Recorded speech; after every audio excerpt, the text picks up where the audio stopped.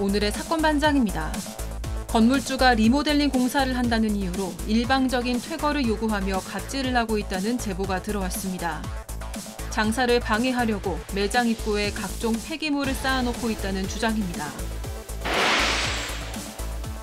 해외 출장 중 명문대 교수에게 성추행을 당했다는 제자의 제보가 들어왔습니다. 성추행 이후 피해자를 조롱하고 2차 가해까지 하고 있다는 주장입니다. 뾰로롱 안녕하십니까. 아유, 여기 상암동에는 비가 아주 보슬보슬 내리고 있네요. 좋습니다. 진실 추적자 사건 반장 시작합니다. 자, 지난달 20일 저녁 서울 중랑구의 한 아파트 흡연 공간에서 할아버지 뻘 되는 70대 노인을 혼자만의 망상에 빠져 무차별 폭행해 살해한 28살 최성우입니다. 자, 서울 북부지검이 신상 공개해달라는 피해자 유족의 요청으로 심의를 거쳐서 오늘 조금 전 공개했습니다. 그렇습니다. 피의자 신상 공개의 가장 중요한 판단 기준, 피해자여야 합니다. 최근 일본도로 이웃 주민을 살해한 그 미치광이에 대해서도 피해자 유족이 신상 공개를 요청했는데 같은 결정이 내려지길 바라면서 오늘 출연자 소개해 올리죠. 예, 백다희 아나운서, 양재열 변호사, 오윤성 순천향대 교수, 박준 변호사 나오셨네요. 안녕하세요. 안녕하세요. 예. 민폐 근절에 앞장서는 사반, 세상에 정말 좋은 영향력을 보여줍니다 하신 김성민님. 자, 아들 현수가 사반에 엄마 뺏겨서 너무 속상하대요. 그래도 저렇게 손 하트는 쏴줍니다 하신 송은정님. 자, 서울 수락산 쪽 극장에서 영화 보는데 세상에 앞뒤로 쌍족을 올려놓고 있습니다. 제발 혼 좀 내주세요 하신 정가연님. 자, 오늘 아침 부천시 오정동 덕산초교 인근에 세워둔 내 차 긁고 간 인간, 좋은 말로 할 때 당장 튀어와라 하신 김귀한님. 자, 잠실역 햄버거집에 왔는데 어디서 구린내가 나는 거예요. 봤더니 저렇게 외국인도 많은데 제발 좀 하신 허장권님. 자, 생일 맞은 박서아양, 청주의 박서연님, 강재봉님, 장진희님 모두 사랑합니다. 자, 재미는 물론 의리로 함께하는 아사사바 뉴스 755. 아유, 예, 대한민국과 전 세계 동포 가족 여러분의 시선을 모아서 출발합니다.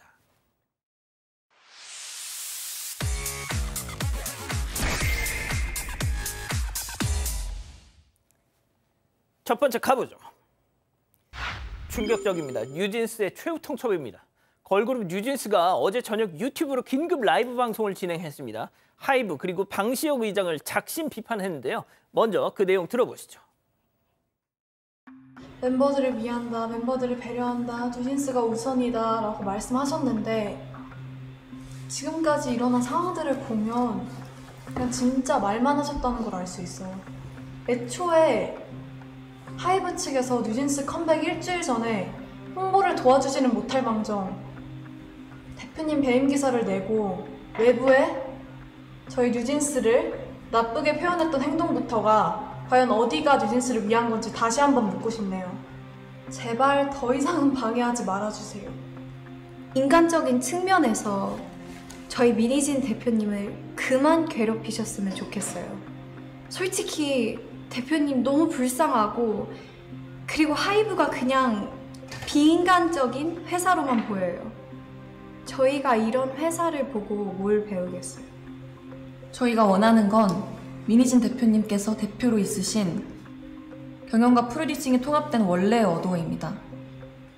저희의 의견이 잘 전달되었다면 방 회장님 그리고 하이브는 25일까지 어도어를 원래대로 복귀시키는 현명한 결정을 해주시기 바랍니다.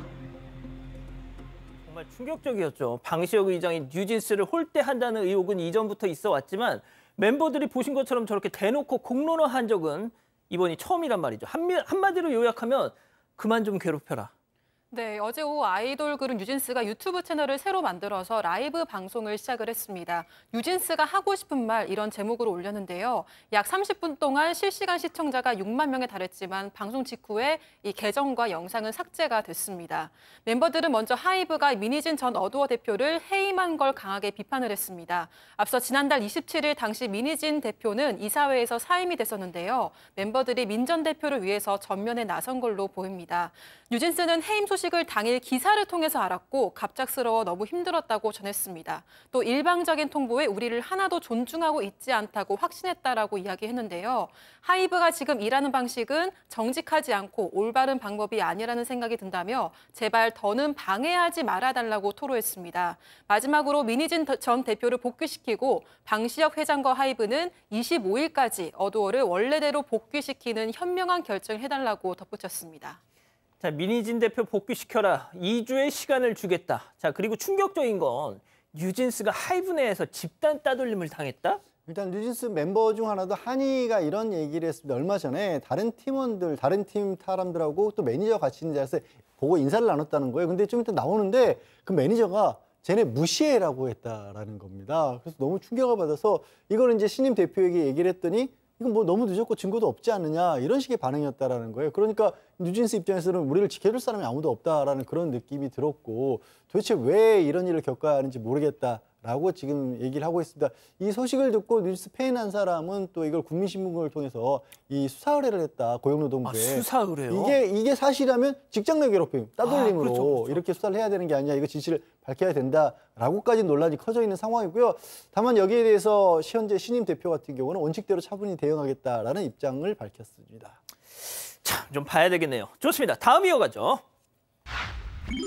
누구냐, 넌? 충격적인 제보 영상 만나보시죠. 자, 불 꺼진 가게에 홀로 서 있는 저 남성 주목하세요. 계산대에 있던 현금통을 슬쩍 들어 올리는데요. 그리고는 빛의 속도로 냅다 들고 주랭랑을 칩니다. 자, 뛰어가는 거 보세요. 자, 그런데 무슨 일인지 배를 쓱 문지르면서 가게로 다시 들어옵니다. 아이씨, 여기서 판 우유 먹고 배탈 났잖아. 에이, 어떻게 책임질 거야 이거. 가게 문 닫고 싶어 하면서 아버지 뻘 사장님한테 주먹을 휙휙. 아유, 그러면은 저 손님 연락처라도 적어줘요. 아이, 됐어 이제 하면서 자, 막 지금 행패를 부립니다 지금. 자, 그때 손님이 들어오니까 나가서 얘기합시다. 나가서 얘기합시다 하면서 밖으로 나가죠. 자, 그러면서 저희 돈으로 어떻게 좀 막 이렇게 해요. 그러니까 수상함을 느낀 손님이 저쪽으로 다가가니까 그제서야 상황이 일단락됩니다. 야, 이거 설명을 하면서도 열이 확 오르네 이거. 네, 이곳은 충남 아산의 한 가게인데요. 사장의 손자가 제보한 사건입니다. 제보자에 따르면 지난 7일 오후 5시쯤에 한 남성이 들어와서는 현금통을 몰래 훔쳐서 달아났습니다. 가게 안쪽에 있는 방에 할머니가 있었는데 남성이 들어온 줄도 현금통을 훔쳐간 줄도 몰랐다고 합니다. 남성은 또 찾아와서요. 할머니에게 물을 달라, 음료수를 달라 이렇게 소리를 고래고래 질렀고 결국 초코 우유를 하나 건네줬다고 합니다. 그렇게 끝나나 싶었는데 다시 찾아와서는 이번에는 할머니가 준 우유를 먹고 배가 아파서 병원에 다녀왔으니까 병원비를 내놔라고 따진 겁니다. 이때까지도 할머니는 현금통이 사라진 줄 몰랐고 이 남성이 도둑인 줄도 몰랐다고 합니다. 아하. 이 남성이 계속 돈을 내놓으라고 어르신들에게 폭언을 쏟아냈고요. 다 때려 부수겠다, 다 죽여버리겠다 이런 협박까지 했습니다. 와우. 할아버지는 남성을 어르고 달래서 가진 돈을 다 쥐어주고 보냈습니다. 그런데 보내고 나니 가게에 현금통이 없어진 걸 발견을 했고요. 그제야 경찰에 신고를 했습니다. 자, 박 변호사님, 예. 진짜 인간이 이렇게 악랄해도 되는 겁니까? 이놈 얼굴 진짜 공개하고 싶어요. 공개합시다. 예? 라고 말은 하고 싶지만 공개를 했을 때 이제 현행법 위반이 준비되어 되니까. 있습니다. 아니, 뭐 공개하고 싶으면 꿀떡 같은데 어떻게 이렇게 행동할 수 있느냐 생각이 듭니다. 결국 경찰에게 붙잡혔어요. 아, 진짜? 그리고 현금통도 근처에 있는 건물에 숨겼던 걸 발견을 했고요. 문제는 예. 경찰 얘기를 좀 해야 될 것 같습니다. 경찰이 이 남성을 데리고 옵니다. 왜 데리고 온지도 이해가 안 되는데 데리고 와서 그 자리에서 어르신 보고 뭐 죽여버리겠다, 어떻게 하겠다, 깽판 칠 거다 이런 얘기를 했다고 하고요. 그리고 다시 경찰이 이 남성을 데리고 갔는데 할머니, 할아버지 당연히 잠을 못 잤죠. 나중에 어떻게 됐냐 경찰이 좀 확인을 좀 해보니까 그냥 풀어줬다고 해요. 와우. 왜 풀어줬냐고 하니까 절도죄죠. 현금통 가져간 건 절도죄. 돌아서 막 공갈, 협박죄 그 정도 범죄니까 또 사는 게 부산이라고 하니까 부산 간다고 하니까 앞으로 오지 말라라고 하고 그냥 돌려보냈다고 경찰이 얘기를 합니다. 이거는 일단 어르신들 주장이긴 합니다. 걱정되죠. 다시 보복할까 봐. 왜냐하면 겁도 하나도 없어요. 도둑질을 하고 난 다음에 다시 협박하러 들어오는 거 보면 겁이 전혀 없는 사람이기 때문에 혹시나 보복할 수도 있다 이런 두려움을 갖고 있습니다. 진짜 어쩌면 좋습니까? 알겠습니다. 자, 다음 또 이어가죠. 94일생입니다. 제목이 다 얘기해 줍니다. 제보 영상 만나보시죠. 자, 불박차 지금 잘 달리고 있어요. 그런데 앞차가 갑자기 휘청하더니 웬 타이어, 세상에. 웬 타이어가 통통 팍! 세상에 어쩌면 좋니, 박 변호사님. 천만다행으로 타박상만 입었다고 합니다. 이 불박 차량 제보자 천만다행인데요. 실제로는 지금 화면만 봐도 아찔한데 정말 몇 센치, 몇 미리 차이로 사실은 조수석에 타이어가 부딪혔기 때문에 조수석. 거기다가 에어백이 터졌어요. 그래서 다행인데 문제는 뭐 차량은 뭐 전손 사고가 난 거고요. 보험회사 통해서 이 새 차를 구매했다고 하긴 합니다. 문제는 이게 18월 19일 날 있었던 일인데 운전을 하고 있는데 저런 식으로 앞차에 화물차 자동차 바퀴가 빠져서 나온 건데 지금 화면을 보면 알겠지만 예비 바퀴가 아니에요. 뭐 트럭 같은 경우 예비 바퀴가 있죠. 간혹 빠지기도 합니다. 저렇게 전속력으로 나오는 걸 봤을 때는 실제로 달리던 차량이었어요. 예비 타이어가 아니고 그 차량이 실사용으로 쓰는 차량이 빠졌고 그것이 나오면서 큰일이 났었는데 계속 얘기를 드리지만 정말 이거 보면 소름 끼칩니다. 정말 몇 미리 차이로 정말 생명이 왔다 정비를 갔다 어떻게 한 거야 도대체. 저 앞에 뭐 트럭도 좀 문제가 되긴 하지만 사실은 지금 운전 차량 막 순간적으로 살짝 보면 왼쪽으로 싹싹 트는 모습 보입니다. 살짝 틀었기 때문에 산 거예요. 큰일 날 뻔했습니다. 진짜 다 바꿨어요. 설명할 틈도 없이 순식간에. 좋습니다. 자, 마지막 사연으로 가볼게요. 자, 시어머니와 그 아들입니다. 집단지성의 판단을 원하세요. 네, 게으른 남편과 육아에 간섭하는 시어머니 때문에 너무 괴롭다는 사연입니다. 20대 부부인 사연자 부부는요, 올해 초등학교 1학년인 아들을 두고 있습니다. 그런데 남편이 잠이 너무 많아서 아들의 유치원 졸업식도 초등학교 입학식에도 안 왔다고 합니다. 게다가 시어머니에게 아내 몰래 생활비가 필요하다면서 돈을 받아가지고 코인에 탕진을 했습니다. 그런데도 시어머니는 꾸짖기는커녕 손자 교육에 대해서 잔소리를 하면서 사연자를 못마땅하게 여긴다고 합니다. 아직 어린데 학원에 보내라고 성화를 내고요. 최근에 방이 2칸인 집으로 이사를 했더니 애가 어린데 방이 왜 2개냐 필요하냐면서 쓴소리를 했다고 합니다. 그러다 아들을 똑바로 키우니 안 키우니 이런 이야기를 해서 결국 사연자가 폭발하고 말았습니다.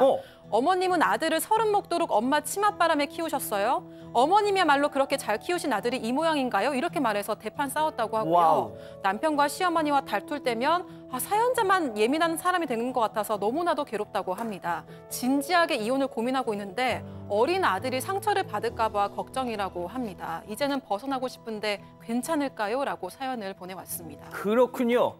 자, 이거 뭐 따지고 말고 할 게 뭐 있겠냐마는 그래도 따져보겠습니다. 자, 기다리고 기다리셨던 부처 핸즈업 타임 6천여 분의 가족 여러분들 함께하고 계신데요. 채팅창에 OX로 함께 참여해보시죠. 오늘은 특별히 두 분 패널 연기를 대신 해주겠습니다. 프롬프터를 보면서 좀 부탁드릴게요. 먼저 시어머니입니다. 얘 말하는 거 좀 봐라. 아주 그냥 지 시어머니 한 번 때리겠네. 너 그거 어디서 배워먹는 버르장 말이야. 너 그 집에서 그렇게 가르치드나? 시어머니한테. 너 아들 교육 잘 시켰어 이 모양이니? 어이? 아이고 이혼 같은 소리 하고 앉아있네. 애 교육 퍽이나 좋겠다. 우리 지열이 저렇게 사람 구실 못하는 거 니도 책임이 있다. 맞다면 동그라미. 자, 동그라미. 그렇습니다. 드셨어요? 아니에요. 박 변호사님 오늘 마지막 방송 됩니까? 아니에요. 동그라미 봤는데. 자, 들다가 좋습니다. 자, 다음은 사연자 며느리입니다. 어머니, 같은 여자로서 저한테 미안하지도 않으세요? 독방 육아하고 돈까지 버는 며느리 안쓰럽지도 않으세요? 어머님이 정말 지열 씨를 생각한다면 먼저 회초리를 드셨어야죠. 왜 아들 못난 거를 제대로 못 가르치신 걸 제 탓을 하세요? 어머님 지열 씨 키우신 거 보니까요. 우리 은배한테 감나라 대추나라 하는 거 도저히 못 참겠습니다. X. 그렇습니다. 박 변호사님 아까 O에서 갈아타셨어요. 갈아탄 건 아니고요. 말할 게 사실 없는 것 같습니다. 그러니까. 너무 좀 심하세요. 근데 이제 이혼 부부는 한 번 정도는 좀 고려를 해보십시오. 근데 사실은 이혼 사유가 됩니다. 그러니까 시어머니 아니면 뭐 시아버지 장모, 장이 마찬가지입니다. 심히 부당한 대우가 있을 때 민법상 이혼 사유가 될 수가 있는데 거기에 해당할 정도로 사실은 잘 못하고 있고요.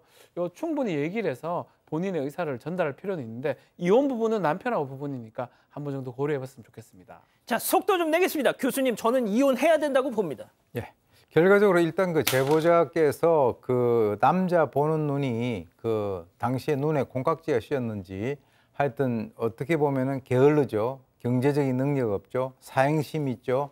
거기다가 어머니까지 시시콜콜 간섭을 한다.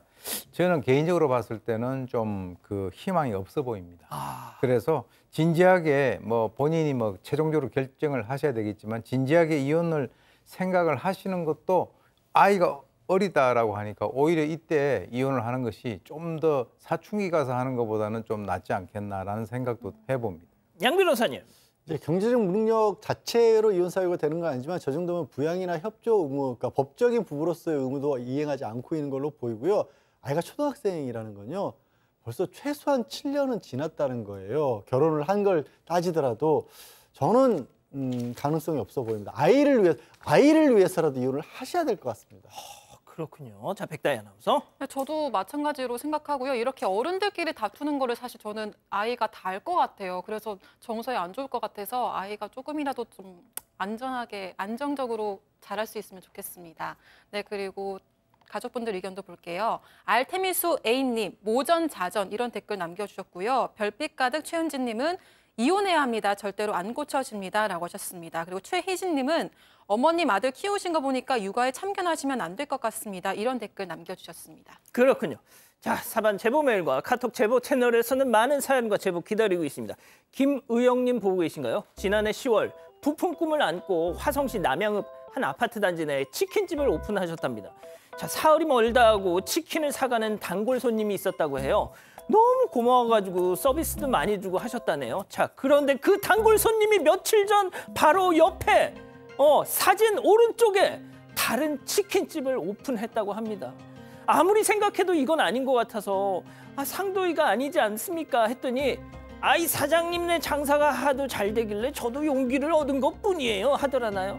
그날 이후 복장 터져서 진짜 잠도 제대로 못 주무신다고 하는데 이거 참 단골한테 뒤통수를 이거 진짜 뭐라고 위로를 해드려야 될지 저희도 생각이 안 나네요.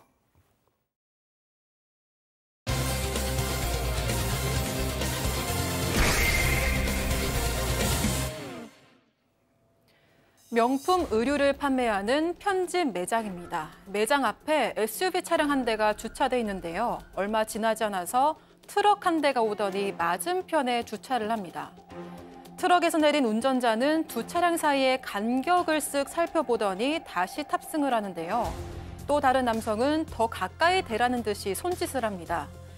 입구는 사람 한 명이 겨우 다닐 수 있을 만큼 좁아졌습니다.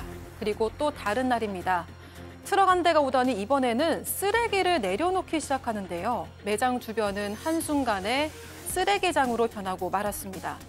왜 이런 일이 벌어진 걸까요? 자, 이번 사건 좀 주목해 주세요. 제보 사건입니다. 7년째 옷 장사 잘하고 계셨는데 건물주가 바뀌면서 문제가 생기기 시작했습니다. 그렇습니다. 지금 제보자분은 4층 건물의 1층에서 우리 매장을 운영을 하고 있다고 합니다. 그런데 지난 4월에 갑자기 새로 바뀐 건물주로부터 통보서가 왔대요. 이거 재건축을 전제로 해서 내가 이 건물 산 거니까 비워달라고 했답니다. 하지만 아시다시피 지금 상가임대차 보호법에서 계약 기간 내에는 보호를 받을 수가 있어요. 법적으로 이거 나가라 말고 마음대로 못하는 겁니다. 그래서 나 이거 임대차 보호대로 법대로 영업을 하겠다라고 그렇게 맞대응을 했대요. 그런데 7월쯤에 다시 어떤 내용이 왔냐면 이거 공사를 리모델링 해야 되니까 공사 공개자들 와가지고 그 앞에 상가 앞에 1층이잖아요. 그 주차 공간 비워달라 이렇게 얘기를 했답니다. 그래서 공사를 하는 동안에 리모델링 하는 동안에 쓰겠다라는 얘기인 줄 알고 그렇게 받아들였는데 그다음부터 화물차가 딱 1층 앞에 사람 지나다니기도 어려울 정도로 바짝 차가 주차가 되기 시작을 했다는 겁니다. 근데 이게 뭐 밤낮을 가리지 않고 서 있으니까 너무 이상하고 이게 안 쓸 때도 있어야 될 거 아니에요. 근데 계속 있으니까 아니 공사 안 할 때도 이 주차를 해야 되는 거냐고 그렇게 이제 건축사무소 측에 연락을 했대요. 그랬더니 이거 계속 매장 앞에 차 세워둬야 된다라고 그렇게 연락이 왔더랍니다. 그래서 이게 1층 사장님 입장에서 너무 황당하잖아요. 고객들도 써야 되고. 그래서 이제 건물주한테 이전 건물주하고 내가 이 앞에 주차 공간을 우리가 쓰는 걸로 계약을 했다라고 했는데 뭐 말씀 안 드려도 알겠지만 전혀 뭐 시도 안 막히는 그런 상황이라고 합니다. 자, 가게 출입문 앞에 저렇게 내 차도 아닌 전혀 엉뚱한 차가 저렇게 출입구를 막고 있습니다. 예. 네, 이 사장 주장에 따르면 건물 뒤쪽에 차량 2대를 주차할 수 있는 공간이 있다고 합니다. 근데 왜 굳이 매장 앞에 이렇게 차를 세워두는지 의문이라고 하고요. 또 얼마 뒤에는 보시는 것처럼 입구 앞에 차량들이 서로 마주본 채 주차돼 있었습니다. 공사를 매일 하는 것도 아니었는데 공사 차량을 24시간 상시 주차를 하기 시작했다고 합니다. 처음에는 차 2대 사이에 간격이 있었는데 그래도 며칠 뒤에는 간격이 더 좁아졌다고 하고요. 결국 나중에는 출입구 문을 밖으로도 열지 못하게 될 만큼 좁아져 있었다고 합니다. 그래서 공사를 안 할 때는 좀 차를 보세요. 네. 그 간격을 더 좁혀. 네, 계속 그렇게 좁혀왔대요. 나중에는 결국 출입구 문을 열지도 못하게 된 거죠. 그래서 공사를 안 할 때는 차를 좀 빼주시면 안 되겠냐. 손님들이 올 수 있게 좀 공간을 만들어달라고 부탁을 했는데 하지만 자기 건물 주차장에 주차를 하는 게 왜 문제냐. 그렇게 해줄 수 없다. 이런 반응을 보였다고 합니다. 야, 저 양쪽 차 사이 간격을 계속 좁히는 거 보세요.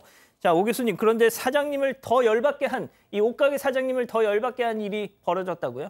차를 저렇게 막아서 사람을 못 다니게 하는 것뿐만 아니라 완전히 이제 냄새로 이제 그 뭔가 승부를 걸려고 합니다. 이 사장님 그 주장에 의하면 공사 차량들이 계속 왔다 갔다 하면서 주차를 했는데 트럭 위에다가 이 폐기물을 갖다 점점 쌓기 시작해가지고 아예 산을 갖다 이루게 만들어 버리는 거예요.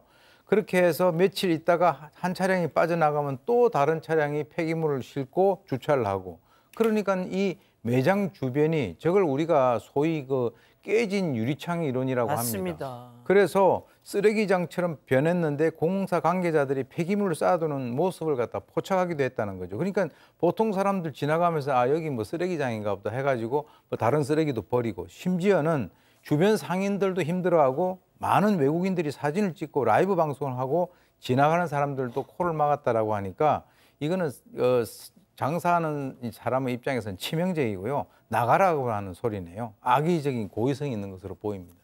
자, 저 옷가게에 단골 손님이 있을 거 아니에요, 박 변호사님? 네. 그 손님들이 오더니 장사 접으셨어요? 그러더래요. 딱 그래 보이잖아요. 쓰레기가 저렇게 많기 때문에 또 한 달 넘게 이 매장 앞에 공사 차량 2대가 상시 주차가 돼 있었고 쓰레기가 너무나 많기 때문에 이게 옷가게라고 알아보기는 매우 어려운 상황이었고요.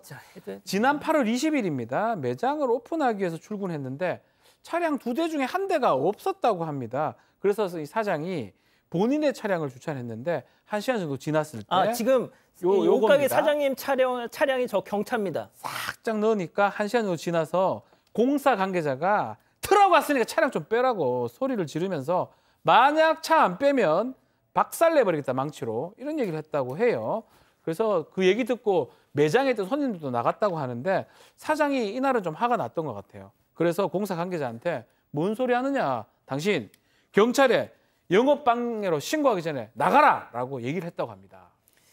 자, 그 건물주가 매장으로 찾아왔답니다. 공사 관계자와 함께. 그러면서 이런 말을 했대요. 체크포인트 짚어보죠. 차 빼! 자, 건물주와 옷가게 사장님 대화 고스란히 영상으로 남아 있습니다. 함께 보시죠. 차 빼요, 얼른. 죄송합니다. 저 차 못 빼요. 지금 강의하는 거네. 그러니까 제가 이런 권리는 없어요. 네, 제가 진짜 사인이 무슨 권리로 이런 뻔뻔한 얼굴이 어디 있습니까? 치우려고 지금 들어대야 되니까 빼세요. 안녕하세요. 네, 안녕하세요. 돈가정을 그렇게 사용해? 그렇게 배우고 그렇게 살아요? 저는 뭐 죄진 게 아무것도 없습니다. 남한테 민폐를 끼치는 것도 죄예요. 지금 너무 좀 무서워요, 진짜. 무섭기는 가슴에 진짜 무서운 게 뭔지를 모르는구만. 여기 영업자에서 이러는 게 너무 힘든데. 우리 다 힘들잖아요. 작업을 못하니까. 고함 지르지 마십시오. 아니 무서워요. 막 기절하지 그러세요? 쓰러지세요. 진짜 쓰러지면 어떡하죠? 그럴 것 같아. 뒷목 잡고 막 쓰러지고 그래요. 가슴스럽게. 길 받아요 그러면. 이 건물주와 제보자 이 표기가 서로 바뀐 것 같은데요? 그러게요. 지금 뭐 들으신 것처럼 공사 방해되니까 차를 계속 빼라라고 하고요. 중간에 이런 얘기도 합니다. 도대체 당신이 무슨 권리로 건물주한테 건물주가 빼라는데 안 빼고 있냐라는 거예요. 건물주가 뭐 이렇게 우리 농담처럼 무슨 조물주라도 되는 건가요? 저런 식의 얘기를 했고 결국에 저렇게 실랑이를 하다가 경찰에 신고를 했답니다. 근데 경찰 와서도 이게 주차 문제인 거잖아요. 저게 이제 만약에 도로에서 벌어진 일이면 그나마 도로를 가지고도 좀 뭐 권한이 있을 수가 있지만 사유지의 주차 문제라서 그냥 서로 협의를 해라 이렇게 얘기를 하니까 그제서야 또 그냥 떠났다고 하는데 글쎄 저게 지금 필요해서 저렇게 하는 건지 쌓아놓은 건지 모르겠네요, 진짜 저는. 자, 옷가게 사장님은 저 쓰레기 더미 매일같이 와서 뭐 그래도 꿋꿋이 그걸 다 치웠대요, 손으로. 자, 그런데 다음 날 정말 자괴감이 왔다는 겁니다. 사장님 얘기 들어보시죠. 너무 더러우니까 제 차량 주차해놓은 상태에서 계속 시간 날 때마다 제가 쓰레기를 그냥 치웠어요. 조금 깔끔하게라도 정리를 해야 되겠다 싶어서 그날 하루 종일 했거든요. 저녁 때까지. 일반 쓰레기 봉투 제일 큰 사이즈 있잖아요. 4개를 꽉꽉 채웠는데도 안 돼가지고 그날 또 날씨도 너무 덥고 오늘 여기까지만 하고 내일 와서 해야 되겠다라고 이제 어떻게 보면 나름 좀 기분 좋게 나갔는데 다음 날에 이제 제가 오픈하려고 오니까 이제부터 쓰레기가 또 산더미처럼 쌓여져 있더라고요. 보고 이제 어이가 없어가지고 또 CCTV를 확인을 해보니까 이번에는 아예 그냥 그 트럭이 다른 데서 폐기물 같은 걸 싣고 오더라고요. 폐기물을 실어 와가지고 앞에다가 다 버려요, 그냥. 자, 하나 치우면 다음 날 2개가 쌓여 있고 2개 치우면 4개가 쌓여 있고 말이죠. 네, 들으신 대로 일단 봉투에 담고 내일 치우자고 퇴근을 했는데 다음 날 폐기물과 쓰레기가 더 늘어나 있었다고 합니다. CCTV를 확인해 보니까요. 아침에 폐기물을 가져와서 또 쌓아놨다고 하고요. 이후에도 공사 관계자들이 폐기물을 계속 쌓아서 신고하겠다고 했더니 신고를 하든 말든 알아서 하라 이렇게 이야기했다고 합니다. 사장은 결국 지난 9일에 또 신고를 했고 그때 경찰이 구청에 연락을 했습니다. 구청에서 연락이 간 건지 다음 날 관계자들이 와서 쓰레기와 폐기물을 치웠다고 합니다. 자, 지금은 치워진 상태라고 하는데 사장님 뭐 그렇다고 해서 마음이 지금 편할까요?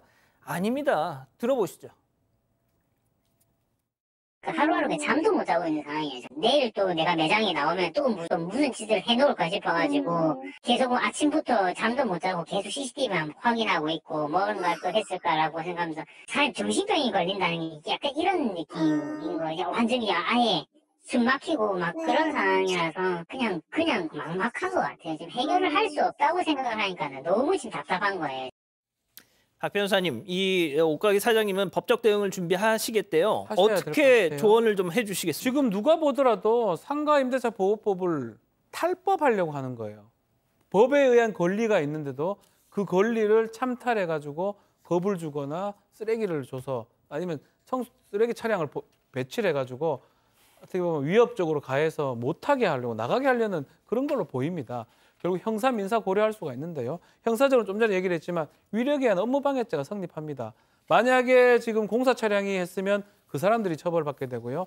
만약 건물주가 그걸 시켰다면 교사라든지 문제가 될 여지가 있어 보이고 민사적으로는 뭐 불법 행위에 의한 손해배상도 가능하지만 일단은 저게 살 권리는 있는 거거든요. 점유할 권리가 있고 그거를 만약에 건물주가 하려면 상가임대차 보호법에서 얘기하는 예외를 본인들이 입증해서 나가게 해야 됩니다. 뭐 예를 들어서 다른 어떤 업종을 한다든지 뭐 그런 것들이 해야지 저런 식으로 쓰레기 같은 걸 갖고 와가지고 공사 차량으로 해가지고 저렇게는 할 수 없으니까 오히려 민형사상 책임을 건물주가 져야 될 것으로 보입니다. 저희가 그 건물주 입장을 듣기 위해서 대리인에게 전화도 하고 문자도 남겨고 뭐 별의별 거 다 했지만 뭐 피드백은 없었습니다. 진짜 해도 너무하시네요. 자, 이렇게 정리하고요. 두 번째 사건 이어갑니다.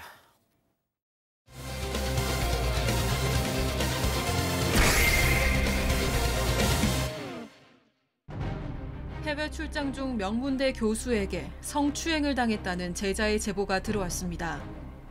성추행 이후 피해자를 조롱하고 2차 가해까지 하고 있다는 주장입니다. 사건의 내막을 알아봅니다. 자, 뭐 주목해 주십시오. 제보자분이 정말 큰 용기를 내서 저희한테 연락을 주셨습니다. 박 변호사님. 자, 제보자가 2019년도에 Y대학교 대학원입니다. 석박사 통합과정 이렇게 발표됐는데 이제 2월 달에 박사학위도 취득을 했다고 하고요. 이 지도교수 연구실에 연구원으로 배치가 돼서 거기서 일을 좀 하고 있는 상황인데 사건은 올해 4월 중순경에 일어났습니다. 해외에 이제 뭐 연수 같은 거 지도교수하고 같이 또 연구실 후배하고 같이 오스트리아에 개최되는 학회 연수를 참석했는데 그 가는 과정에서 독일에서 잠깐 이제 이 한국 사람들을 만나서 세미나까지 진행을 했는데 세미나가 끝나고 독일 박사들하고 포함해서 식당에서 식사를 하고요. 이 호텔 같은데 교수가 묵고 있는 숙소 방에서 2차를 하면서 일이 좀 발생을 했습니다. 2차 같은 걸 하면서 술이 좀 떨어졌어요. 술이 떨어지니까 그 후배 박사가 밖에 나가서 술을 잠시 사러 나갔고 일은 그 이후에 벌어지게 됩니다. 자, 그렇게 술 사러 나간 사람 빼고 방에는 제보자와 그 지도 교수 단 둘이 남았는데요. 바로 그때 문제 사건이 벌어집니다. 그렇게 남아있는 상태에서 이제 제보자분이 뭐 연구라든가 아니면 진로라든가 이런 고민을 좀 상담을 하기로 하고 있었답니다. 지도 교수였고 믿고 따랐으니까. 그런데 얘기를 하다 보니까 감정적으로 울컥해서 눈물이 났대요. 근데 갑자기 그런데 교수가 이제 손을 뻗어서 눈물을 닦아주더랍니다. 이건 아니다 싶은데 손을 내려서 다시 손을 주무르기까지 했다라는 거예요. 이건 정말로 선 넘었다 싶어서 벗어나려고 했었는데 그 순간에 거기서 끝나지 않고 이 다른 손을 뻗어서 키스해도 돼 가더니 뒤통수를 잡고 입맞춤을 했다는 겁니다. 근데 한 손은 지금 주무른다고 한 손 잡혀 있죠? 그리고 한 손은 여성의 머리 뒤통수를 잡고 있죠. 이거 어떻게 빠져나가겠어요? 제대로 빠져나가지도 못하는데 거기서 끝난 게 아니라 첫 번째 입맞춤 뒤에 두 번째로 입맞춤을 하면서 이번에는 손이 옷 속으로 들어와서 몸을 더듬으려고 했다는 겁니다. 자, 아버지처럼 따르고 존경했던 지도 교수에게 저짓을 당한 겁니다. 술을 사러 나갔던 사람들이 이제 곧 돌아올 상황이 되다 보니까 이 피해자 여성분은 옷 매무새를 가다듬었다고 합니다. 근데 그때 교수가 이런 얘기를 했다는 거죠. 체크포인트 짚어보죠. 티나면 안 되니까. 자, 저희가 사건 당시 제보자와 교수 간에 있었던 대화 주장에 따라서 AI로 그 상황 재구성해봤습니다. 제보자 얘기 먼저 듣고 대화 내용 들어보시죠. 이제 끝나니까 이제 본인 자리로 돌아가더라고요. 근데 저는 일단 상황이 해외였고 너무나 좀 무서워서 교수한테 왜 이러시냐 뭐 이런 식으로 얘기를 하거나 아니면 같이 온 사람들한테 이게 들켜서는 안 된다고 생각을 했었거든요. 그래서 일단 이 상황을 좀 무마해야겠다 생각을 해서 제 왼쪽에 있었던 거울을 보면서 제가 너무 울어서 화장이 좀 엉망이 되었었는데 그 와중에 교수가 저를 좀 조롱하는 얘기를 했었어요. 이 얘기를 듣고 너무 약간 수치스럽고 한탄스러워서 왜? 티나면 안 되니까. 사모님도 계신 분이 왜 이러세요? 너도 남자친구 있잖아. 키스 한 번 더 해도 돼. 미안하다. 틴트 발랐는데 다 지워졌네. 불쾌하진 않지. 자, 오 교수님. 글쎄요, 참 뭐 할 말이 없는데요. 지금 이제 이 제보자 같은 경우는 갑자기 저렇게 당했으니까 경향이 없어가지고 다른 사람들이 이 일을 알게 된 것이 너무나 부담스러우니까 자기 나름대로 눈물 닦고 이제 지워진 그 입술에다가 이제 틴트라고 하는 것을 발랐는데 그때 이 교수가 웃으면서 방금 티나면 안 되니까 이게 무슨 말이냐면 너도 지금 수습을 하는 걸 보니까 나하고 공범 의식이 있는 것이 아니냐라고 하는 이런 그 어떤 심리에서 이런 얘기를 한 것 같아요. 그러니까 이제 이 피해자 같은 경우는 엄청난 그 수치심을 더 느꼈겠죠. 그래서 아까 얘기 나왔던 뭐 사모님 얘기도 나오니까 거기에 받아쳐서 너도 남자친구 있지 않냐 뭐 이런 식으로 했는데 그리고 또 입맞춤을 시도를 합니다. 그래서 틴트가 다 지워졌네 미안하다 이렇게 이제 얘기를 했어.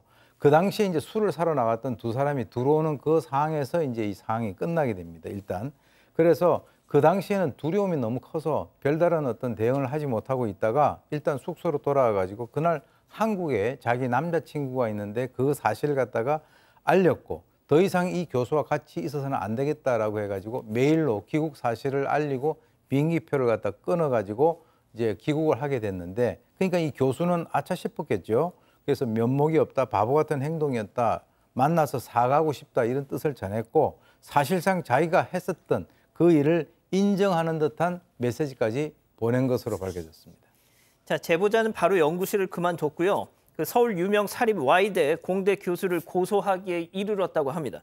자, 그런데 이 제보자 피해자분은 얼마 안 가서 연구실로 올 수밖에 없었다. 네, 그만두겠다는 의사를 교수에게 전달하고 증거도 모아서 변호사도 선임을 했습니다. 그런데 너무 스트레스를 받았던 탓인지 자가 면역성 뇌수막염으로 쓰러지게 됐고 한 달 동안 입원 치료를 받게 된 겁니다. 제보자가 이렇게 생사를 넘나든 사이에 경찰 조사가 차질을 빚어졌고요. 수입이 없어진 상황이어서 병원비도 많이 문제가 됐었다고 합니다. 그 와중에 예전에 제보자가 지원했었던 연구 과제가 선정이 된 거예요. 근데 문제는 수주를 받으려면 소속이 있어야 한다고 합니다. 학계에서 가해 교수의 영향력도 무시할 수가 없었기 때문에 고민을 하다가 결국 연구실에 복직을 시켜줄 것, 변호사 선임비를 교수가 대신 부담할 것 등의 조건으로 합의를 진행하게 됐다고 합니다. 대신 제보자는 경찰에 고소 취하서 그리고 처벌 불원서를 제출하기로 했다고 합니다.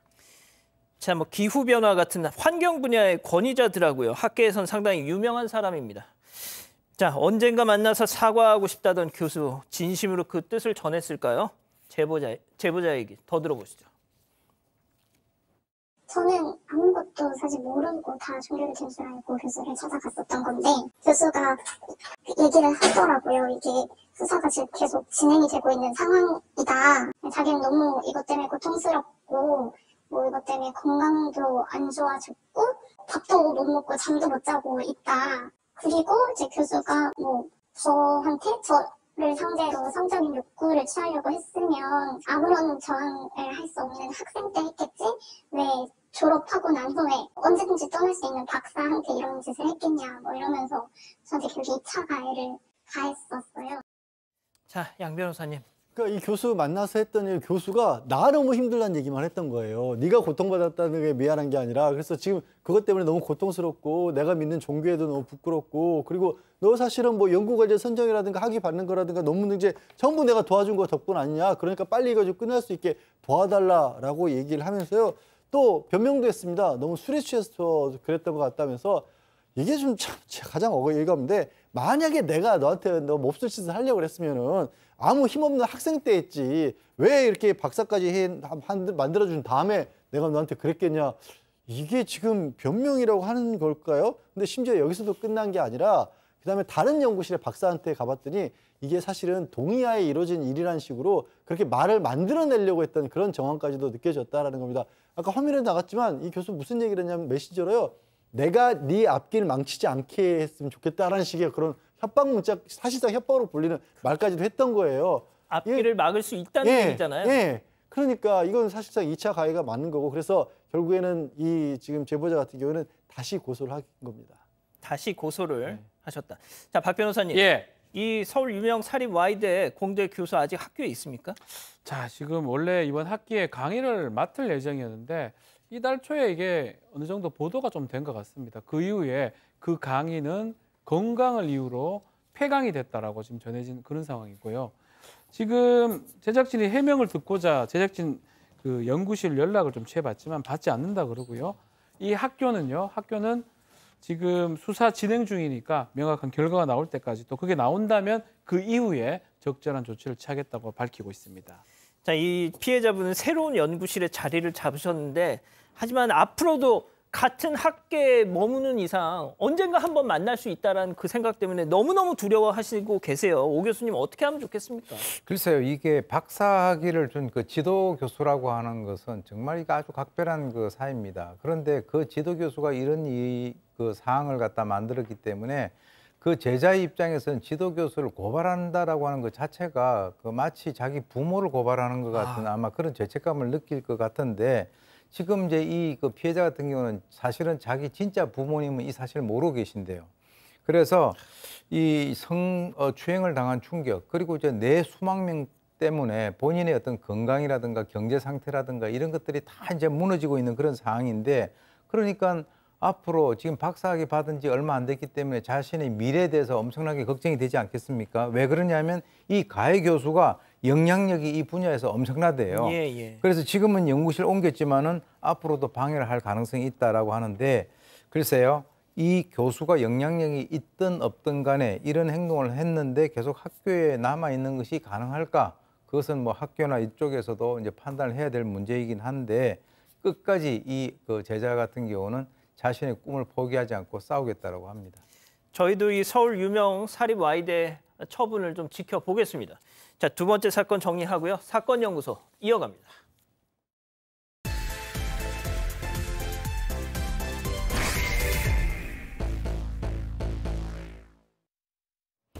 한 고깃집에서 사장인 언니를 따라서 여동생이 일을 돕습니다. 동네에서도 맛집으로 소문이 난 곳인데요. 하지만 고깃집은 문을 닫았고 자매는 흔적도 없이 사라집니다. 그리고 몇 달 뒤 여동생이 공항에 나타나는데요. 경찰이 즉시 체포에 나섭니다. 오늘 사건 연구소의 키워드는 의좋은 자매입니다. 자, 6년 전 충북 증평군에서 발생한 사건입니다. 네, 그렇습니다. 지금 6년 전이니까 2018년이죠. 충북 증평이었고요. 한 아파트에서 관리비가 계속해서 미뤄져서 그리고 찾아가도 이제 응답이 없으니까 관리사무소에서 119에 신고를 하고 같이 이제 문을 강제로 열었던 겁니다.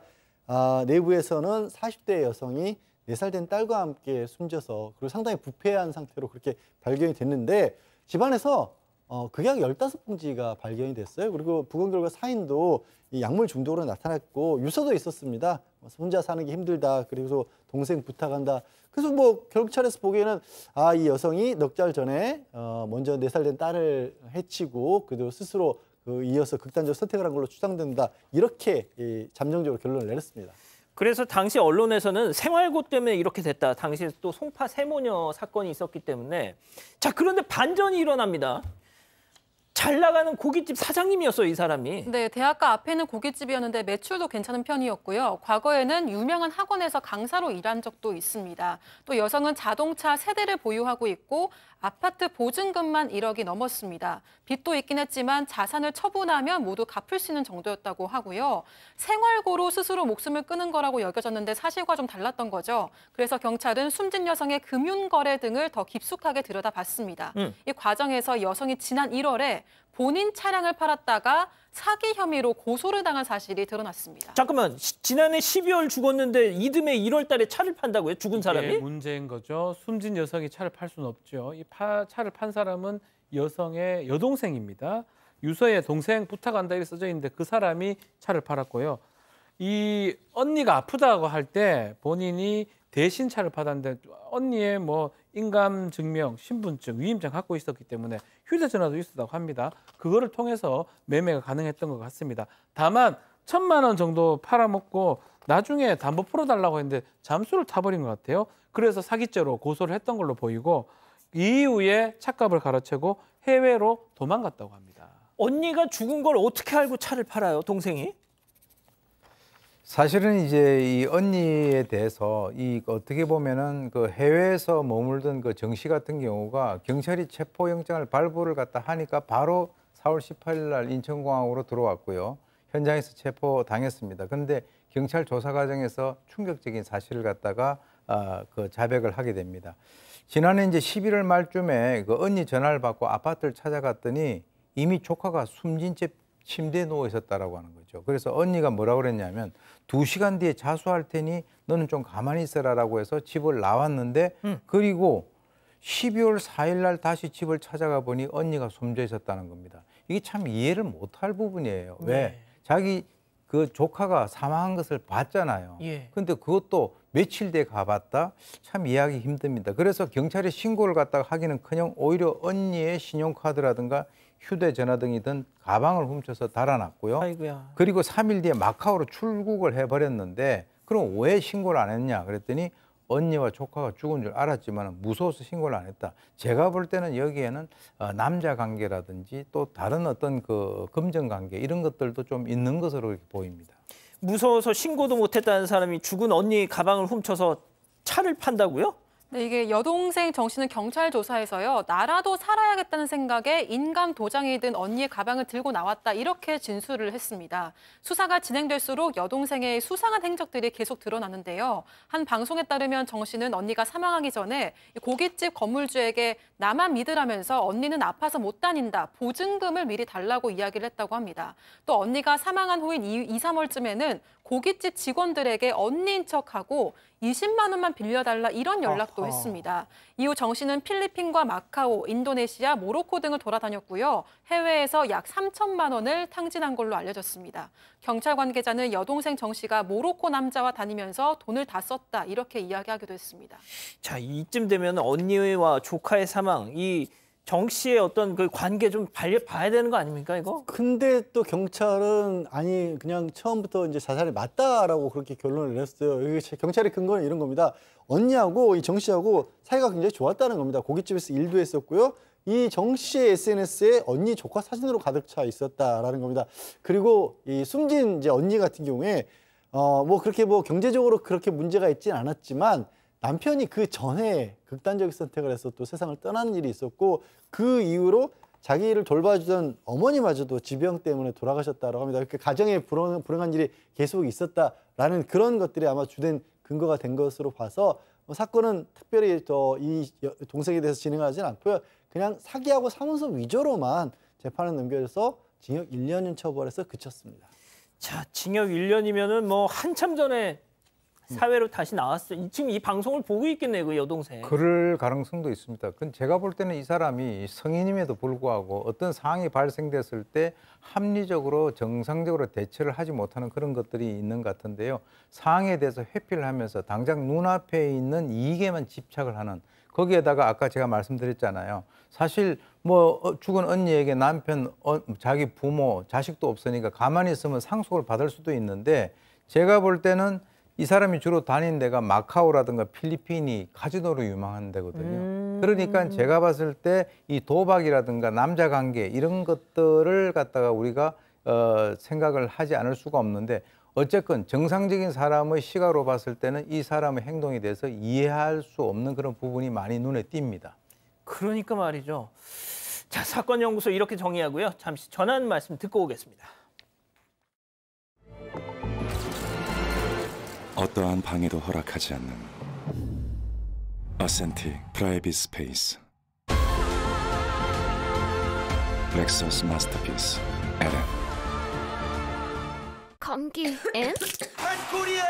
감기 엔? 판코리아! 감기 엔? 판코리아! 감기 없는 코리아! 판코리아! 모두의 감기약 판콜. 판코리아. 교과서 클래스가 다르다. AI 클래스가 다르다. 초코 클래스가 다르다. 클래스가 다르지? 교육 노하우를 모두 담았으니까 미래엔 클래스가 다르다. 초딩 초코에. Thou ooze, none shall death bright thy wondrous in its sheen. On this beat, immortal we write, in this song forever you remain.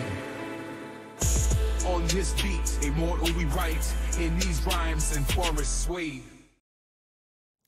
사랑하는 사건 반장 가족 여러분, 시원한 밤 보내시고요. 저희는 내일도 사반 750 저녁 7시 50분에 다시 옵니다. 안녕히 계십시오.